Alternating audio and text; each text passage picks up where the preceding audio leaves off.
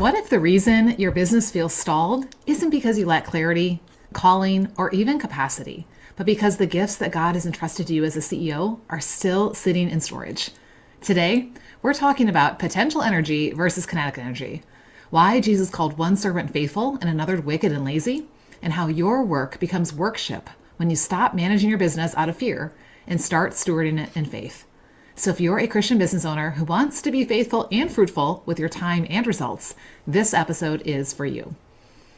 Valentine's Day was just last week. So let me ask you something.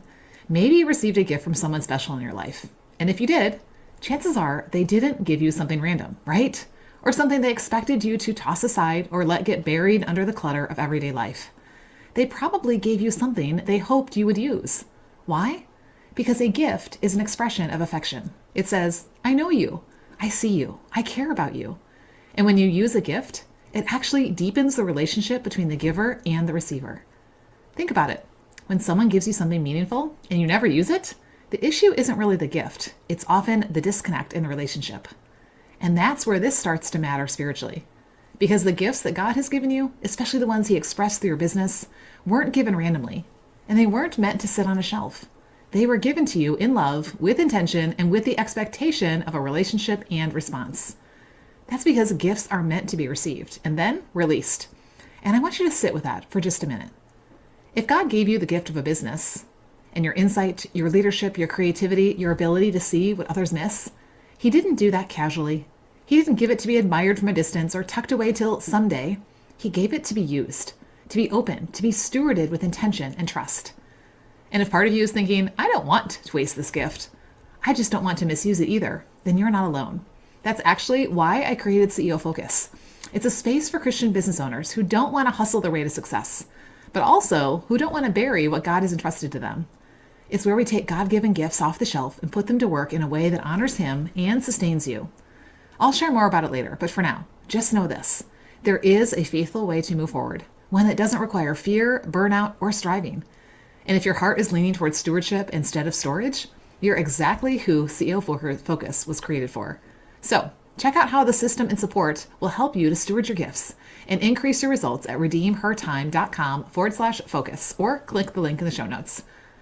Now, all of this reminds me of a concept from junior high science class that popped in my head when I was thinking about the challenges we face as CEOs around using our God-given gifts. Because once you know, you can't unknow, right? It's the difference between potential energy and kinetic energy. You see, potential energy is real energy. It exists. It has power. It has potential, but it's stored. Kinetic energy is energy that's been released into motion. You know, I didn't even realize the gift God had given me was sitting on the shelf for years. My own personal struggle with busyness. You see, early on, I was the poster child for busy. I was running a business, serving clients, trying to make enough money to make it worth all my time, while at the same time managing my home, leading the ministry, and keeping everything afloat. Feel a little too familiar? I loved everything in my life, and I had a really good planner that I used on the daily, but I constantly felt behind, short on time, and with little to no to show for all my hard work. But then, when God got my attention about my busyness not being a calendar issue, but a heart issue, I started bringing together what I already knew about walking with God and building a business, and that's where Redeem Her Time was born. You see, prior to the gift of creating clarity out of chaos, building the frameworks, systems, and plans to actually work, all of that was just sitting there, on the shelf, collecting dust. Yes, I was moving. I was working really hard, but it was mostly potential energy. Sure, I was capable, but my gift wasn't flowing into action the way that multiplied impact, and it was only leaving me exhausted. And then I had a moment of clarity. What if I actually stewarded this gift, my struggle with busyness, instead of managing it and trying to keep it contained and controlled? What if I intentionally applied it, not just for myself, but for other women in business who were drowning in busyness too? And when I finally leaned in, building the growth mapping method and the Roti framework, and creating programs like CEO Focus, and helping women build a faith-driven structure for their time in their business and life, everything shifted. The results were not incremental. They were exponential. Women went from spinning in circles to running businesses with focus. And my clients were hitting goals they didn't think possible. And the most amazing part, I realized I was experiencing my own gift in motion. That stored potential became kinetic, and it multiplied far beyond what I could have done by trying harder on my own. All glory to Him. That's why today we're talking about your gifts And why? I want you to be very clear. I want to be very clear about what I mean by gifts. I'm not talking about spiritual gifts in the abstract. I'm talking about gifts that God has entrusted to you to help build your business, your ideas, your leadership, your expertise, your capacity to create value and serve others. And here's what I see over and over again. So many Christian women business owners are carrying the gifts stuck in potential energy, not because you're disobedient, not because you don't care, but because you're cautious, tired, distracted, unsure, or afraid of getting it wrong. And stored energy, no matter how valuable, doesn't serve anyone. So what are your potential gifts buried somewhere under all your to-dos or the tyranny of the urgent? That offer you know would help your clients, but it's still in a draft folder. That pricing change you've prayed about but haven't implemented. That leadership decision you've delayed because it might disappoint someone. Nothing is wrong with those gifts. They're not wasted unless you don't put them to use in the way that God intended when he gave them to you.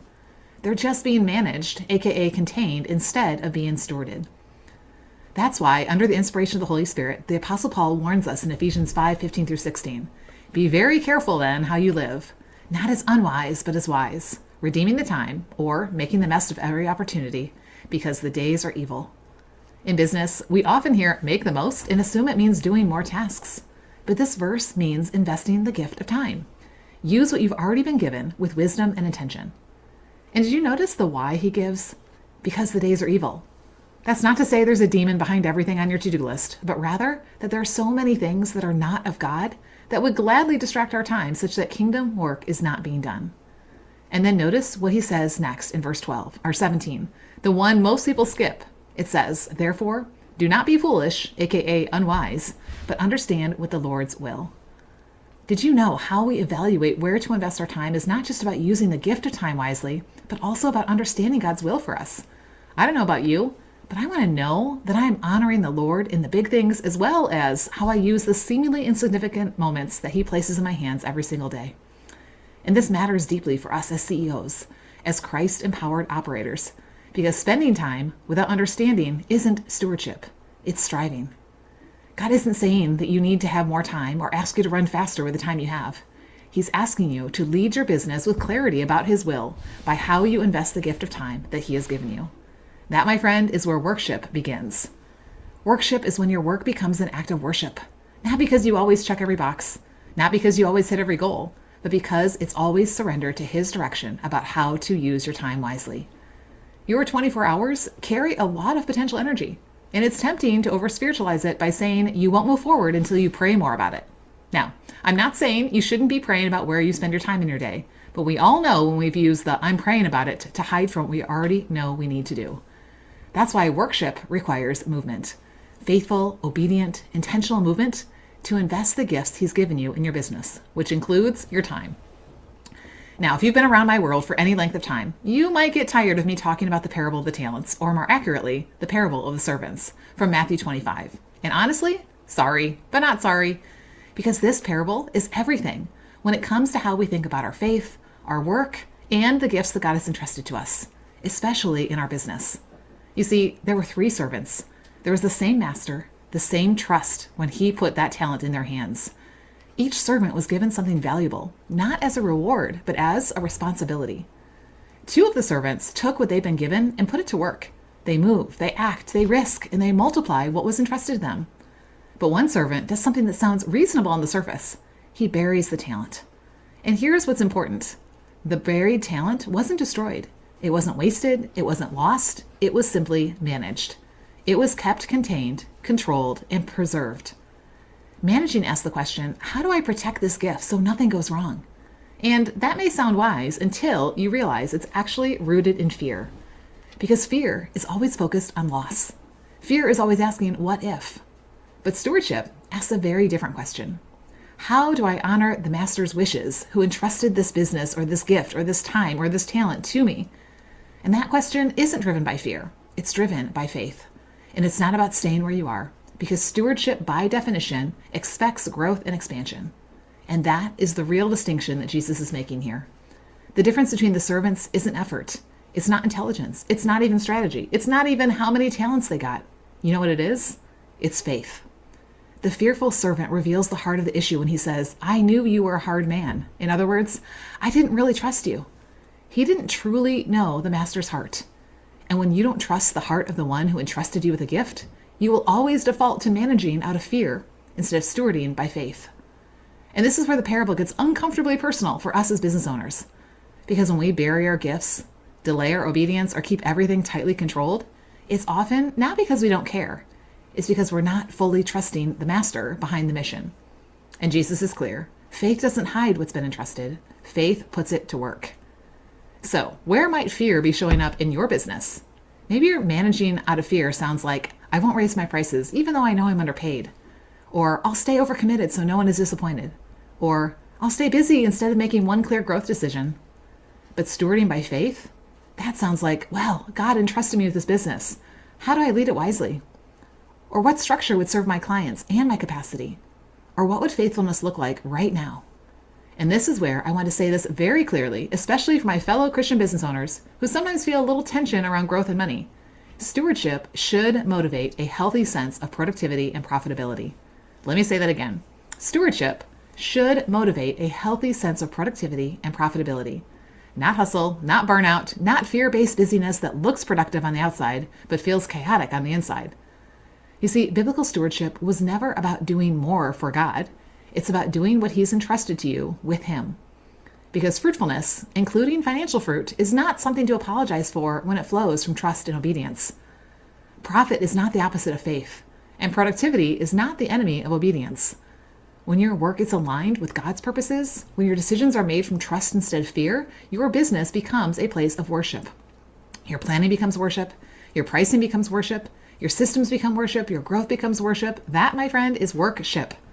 And that WORKship is what happens when you stop striving to prove yourself and start stewarding what's been entrusted to you. It's when you bring your business. It's when your business is no longer a burden that you bring and carry alone, but an offering that you bring daily before the Lord. And when stewardship flows from trust, productivity and profitability don't drain you. They actually confirm that your work is producing fruit. And your results, whether it's your reach, your revenue, the results you're getting people, will never again look the same. But really, all those numbers we want to see are really just a byproduct. Did you know that faithfulness is the true business metric? Not growth curves, not revenue milestones, not visibility, reach, or how full your calendar looks. Scripture is painfully clear about the scorecard that God uses. 1 Corinthians 4:2 says, it is required that those who have been given a trust, aka stewards, must prove faithful. Faithful, not frantic. Faithful, not flawless. Faithful, not forever grinding to prove you're worthy of what you've been given. Faithfulness is about response, not just results. God never asked you to grow your business through fear. He never asked you to outrun scarcity. He never asked you to operate as if everything depended on you. He asked you to steward through obedience. And this is where the energy metaphor matters. Because that potential energy, remember, it's just stored. It's capacity, it's gifting, it's knowledge, skill, experience, calling. But potential energy honors the gift. But kinetic energy is the movement. It's the application, the action taken in alignment with trust. And kinetic energy is what honors the giver. The servant who buried that talent technically preserved its potential, but he never activated it. Nothing was wrong with the gift. What was missing was faith expressed through action. And here's the quiet truth that many Christian women business owners miss. You can love God deeply and still operate your business almost entirely in potential energy. Ideas unimplemented, offers undeployed, decisions delayed, obedience postponed until conditions feel safer. My friend, that is not rebellion. It's hesitation rooted in fear. But stewardship is what calls us forward. And faithfulness looks like moving when God says move, even when the outcome isn't guaranteed. It looks like building, offering, serving, selling, leading, not to prove yourself, but to honor the one who entrusted you with the work in the first place. And when productivity flows from trust, it becomes WORKship. When profitability flows from obedience, it becomes praise. When work is done with God instead of for approval, that is the WORKship He's looking for. But stewarding the assignment from God is where we honor Him, the giver and the gift. And that is the invitation. And that is the metric that actually matters. That's why your business gifts are actually channels of grace. Peter doesn't say gifts are rewards for spiritual maturity or proof that you've arrived. He calls them entrustments. In 1 Peter 4:10-11, it says, each of you should use whatever gift you have received to serve one another as faithful stewards of God's grace. Notice the language. Use, serve, stewards. Your business gifts were never meant to sit on a shelf. They were never meant to become identity trophies or personal safety nets. They are channels of grace. And channels are designed for movement. Because stored wisdom doesn't heal confused clients. Stored discernment doesn't guide overwhelmed leaders.